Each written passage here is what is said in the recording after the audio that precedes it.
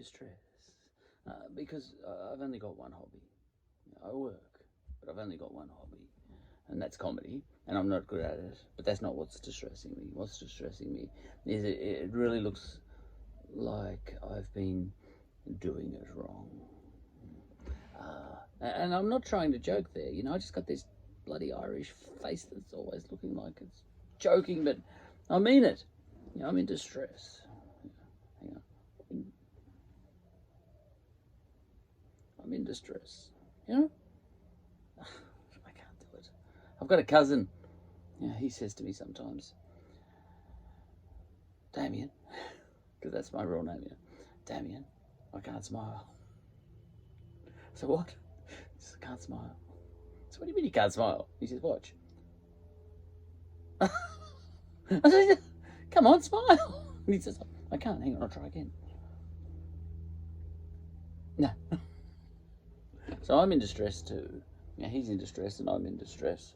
And I'm in distress because I've been doing comedy wrong. And I'm being genuine. But what happened today is because none of my jokes are working. I think I'm doing comedy wrong. So I made a joke about Donald Trump. Oh, what was that? Scribble. Hang on. Screwed it up. Because I'm working, because I draw these things really quick. Okay, it's got Donald Trump in his grave. Alas, poor Trump. There, and because I read a quote from him, and it says, "I'll be right. Eventually, the virus will be gone." I'm reading that backwards, by the way. It's always hard because when I look at it in the phone, it's always backwards. I'll be right eventually. The virus will be gone, and I'll be right. Now, what he means then, I'll be okay. What he means there, I'll be correct. And then someone jumped to Donald Trump's defense because of that. But I wasn't being anti-Trump. If I made that joke, I'd send it to Trump, and I would hope that he would laugh. And this is why I think I'm getting comedy wrong, because I would have thought he'd laugh. Well, probably not him. But most people would. I would have thought. If someone made a joke like that about me, if I had made that comment and someone made that joke about me, I'd laugh. But I may be out of step, and I may be telling jokes that only I get, which is a real worry. So that there was a text thread, and I am very much saying that I reckon I'm wrong, and I mean that. Seriously, I mean that. Everyone always assumes you're defending yourself in this world, but I don't defend myself. I don't defend myself. On some things I do, but not many things. But on this sort of thing, I don't defend myself. Yeah, all right, you're all right, and I'm wrong. I couldn't care less, because I'm just here for a joke. Right. So someone kind of jumped to Donald Trump's defense because I was smashing Trump, apparently. I didn't think I was, but but still, I've texted, a joke's a joke, and then the reply, and the person is right. I'm not saying the person's wrong. Well, a clickbait one, And I said, but he is making those sorts of statements, is what I've written there. He actually made that statement, And that's what caused the joke. And I just went scribble, draw. You can see I drew it quickly. And click, there's a funny joke for you, But he is making those sorts of statements. And then I've added, clickbait, I have to say, is 100% proper. When it comes to comedy, it's good. Comedy is supposed to be attention-sucking. E.g., I did a comedy episode this morning called The Kalgoorlie Gollywog Lady. And that was intended to cause a, huh? Which was, Okay. P.S. I've written, we may well have a different idea of comedy, of course, you and me, and that's definitely fine. I've written that, but I didn't do that. I didn't do the hand gestures. You can't do that in texts. My idea of comedy is that it only has to be funny, and that it should resist a gag only in extreme cases. You know, I typed that. I don't believe that last bit. Yeah, that was a mistake. So what? You know, I think you should resist a gag very often. I'm not into bullying people. You know, well, I would. I'd bully Russell Brand because he's a bully, you see. So but he is a comedian as well. So if he were bullied, he'd go, oh, "You're doing what I do." He'd get it, you know, and he'd give it back, you know. So he's up for it. And that he should resist a gag only in extreme cases. I don't actually believe that, but I texted it because often you text stuff you don't believe. That doesn't matter. Okay, I don't stand by that bit. I don't mind collateral damage though, you know, because I did another episode which I talked about ad nauseum. You know, I don't mind risking collateral damage where you poke fun at an identity group, sort of thing. You know, and then a couple of the people in that identity group commit suicide. You know, that sort of thing. You know, you can't guard against that really easily. You know, if you make a bad enough joke and the whole identity group rises up and it triggers a resolution, and they march down the street and hang you, well, you kind of deserved that, you know, because there's consequences for your actions. Yeah. And there was another one where I made an episode where I poked.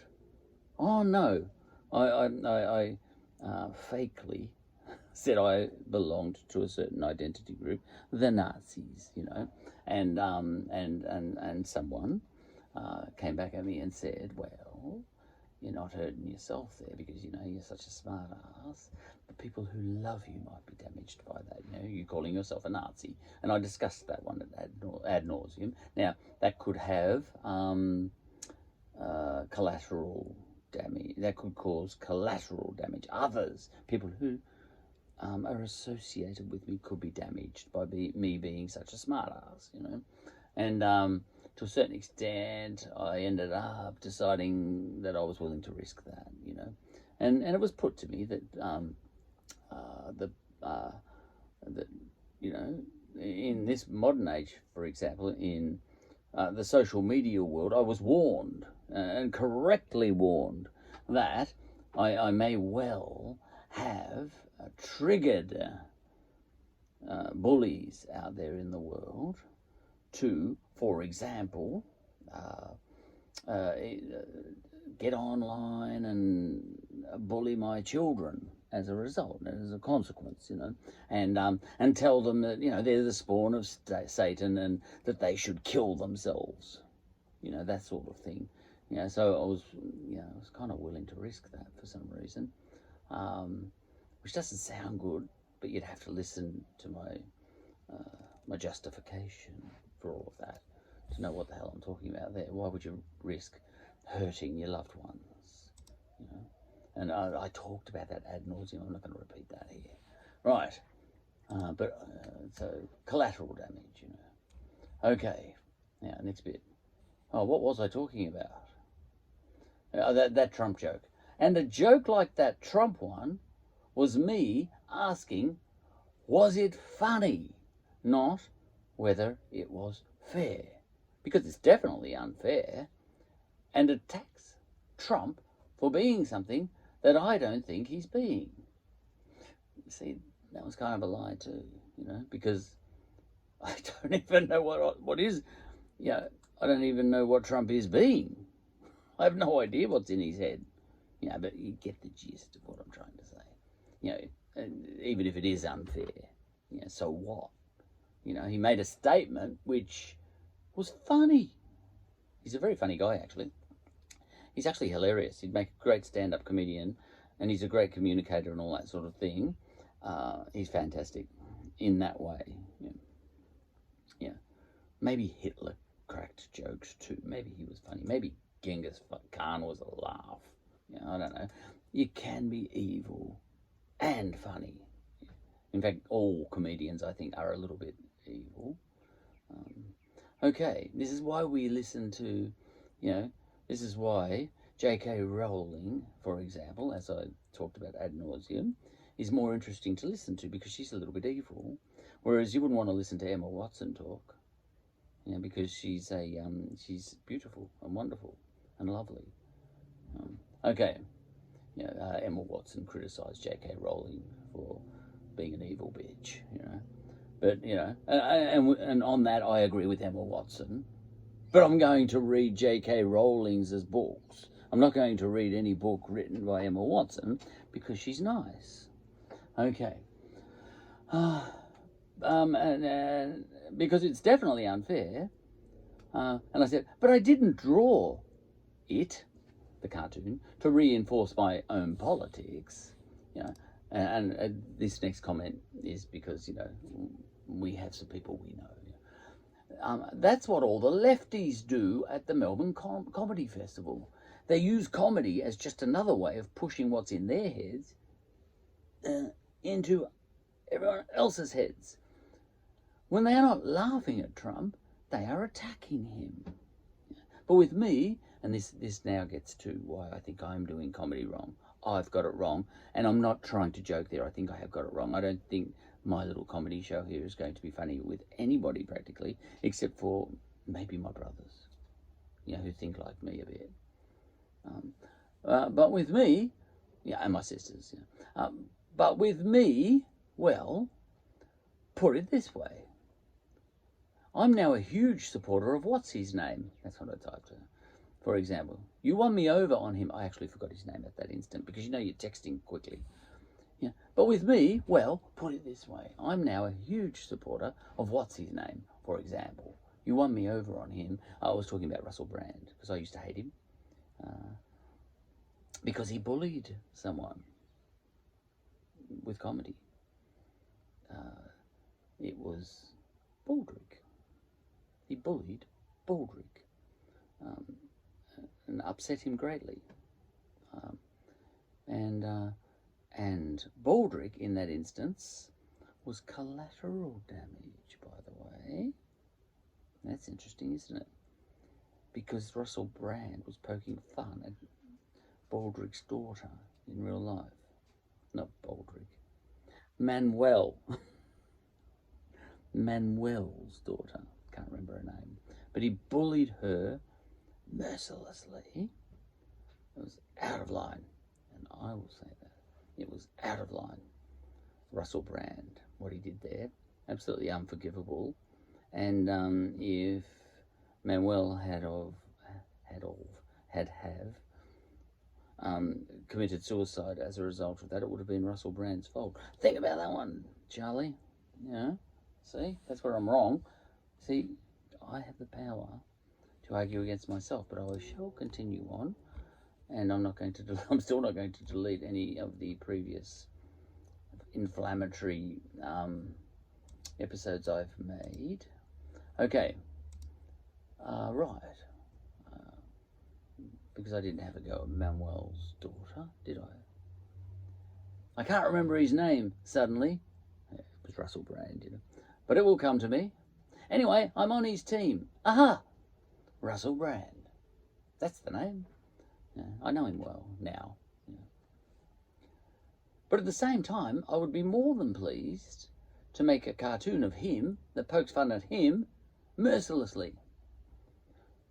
Trouble is, if I did, people these days would think I'm not a fan, and that's my real point. My real point here is that if I make a cartoon that lampoons somebody, attacks somebody, let's say I'm the biggest Obama supporter you ever met. When Obama was elected, I was a huge Obama supporter. I've got a photo of my daughter holding up the Herald Sun with and my daughter was only 2 or 3, and I said, "Oh, this is a new dawn, a new dawn."